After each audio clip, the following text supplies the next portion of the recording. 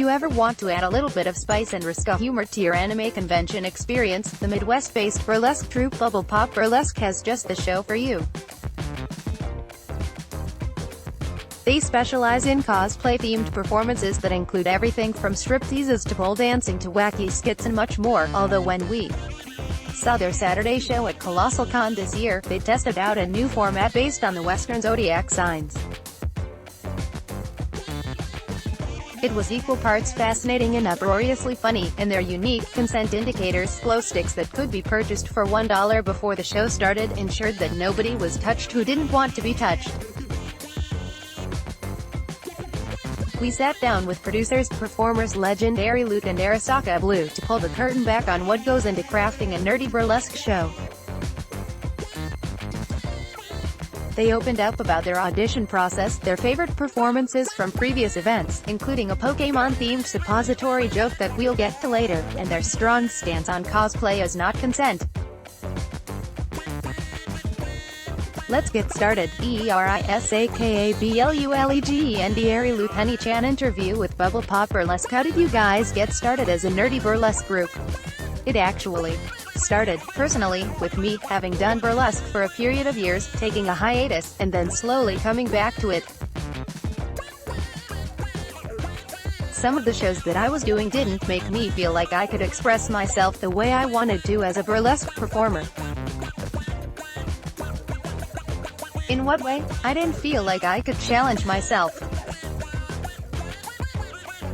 I felt like it was a particular type of burlesque I was going to be doing, and that was it. And so myself and the other founding member, Lola Hart, just figured, why don't we do a group of our own and just collect some of our friends and go from there. And our very first show was MatsuriCon 2012, as that prototype group. There were just 4 of us and we put on a 2.5-hour show. For me personally, I used to work with a former employer who distributed my images for cosplay work. One of the requirements for me to be at Colossalcon 5 years ago was to put on a burlesque performance. It had been something I'd never done before, but I was like, you know what, I'll try it out and see where it goes. And I sort of just fell in love with it from there. I found another troupe through a partner at the time, and I believe it was a kink performance group. We would go to sloshes and Kinko de Mayo and things like that. That's a really good name, Kinko de Mayo. Laughs, puns on that kind of stuff are some of the best things ever. From there, I was like, okay, this is cool, but I kind of want to do more burlesque stuff. I pulled over Lola Hart and Ari and said, hey, I kind of want to do this stuff again. I had been doing this previously, do you guys have an opening or can I come do something sometime? And I think I said, I'll let you know, and 3 weeks prior to a show I was like, hey, what are you doing this weekend?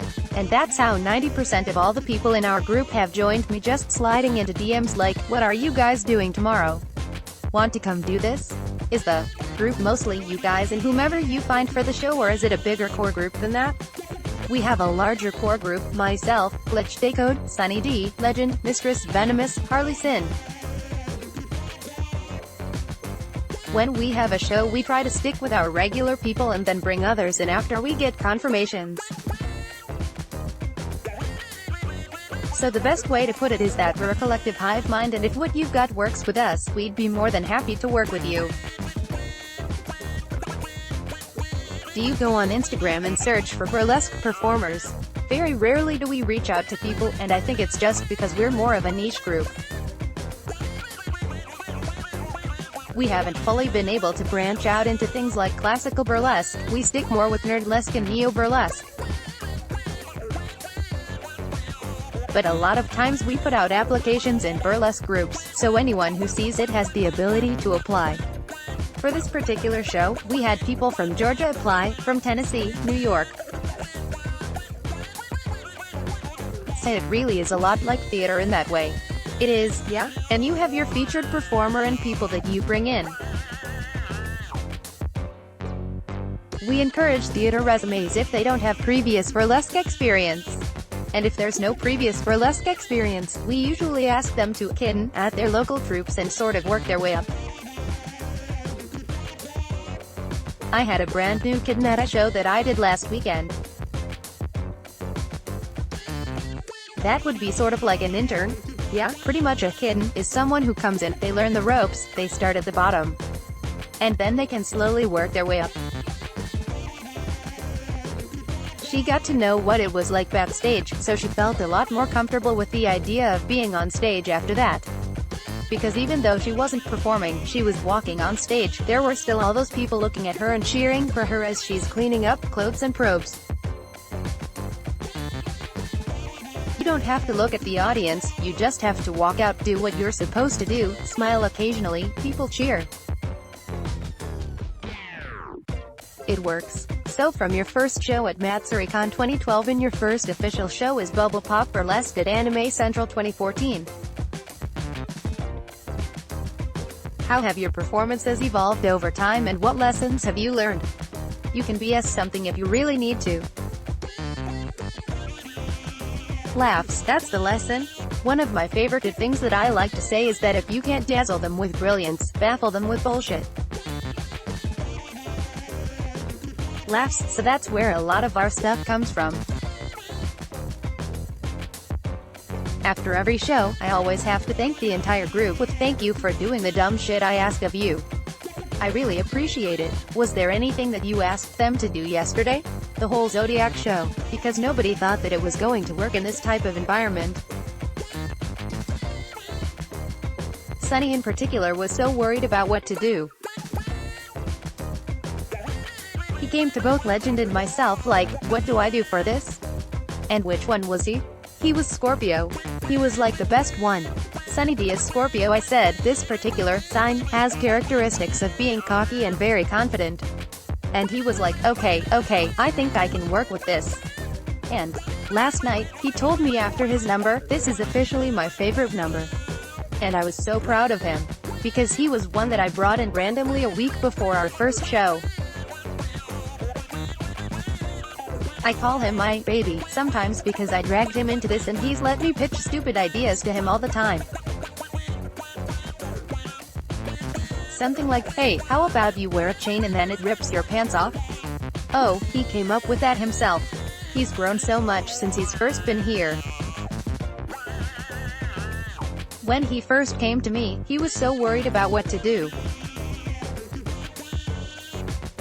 He asked me, "Okay, what kind of characteristics does this have?"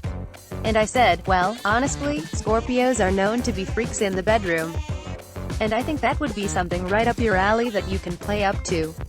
Then he was worried about what song to pick. I said, "Can you send me a playlist?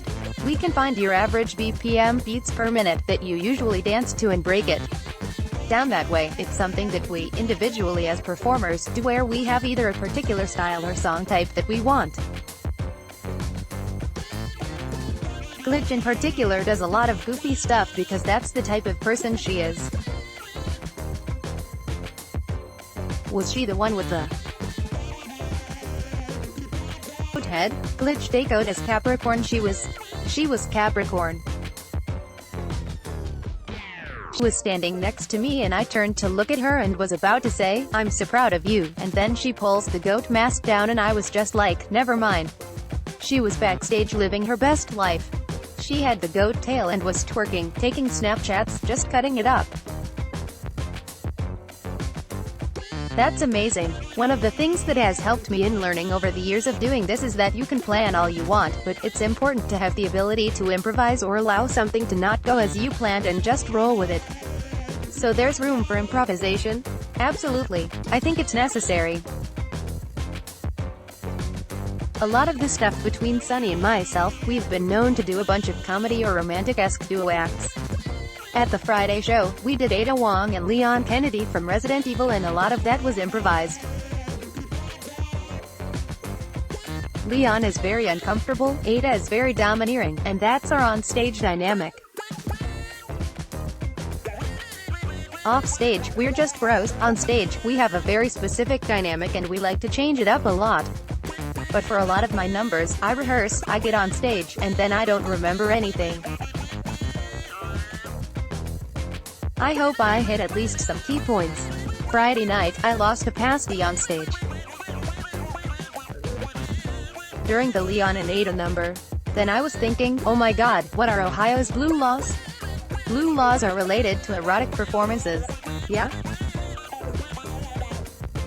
What can be shown at what kind of show? A lot of times, if they serve liquor, you can only go down so far. There have been venues that I've performed at where you can only go down to a bra and panties if they serve liquor. And it can range state by state, county by county, town by town. So if you're unfamiliar performing with a place, you've got to figure this stuff out. So your performers are very diverse in terms of gender, body type, race, age, etc.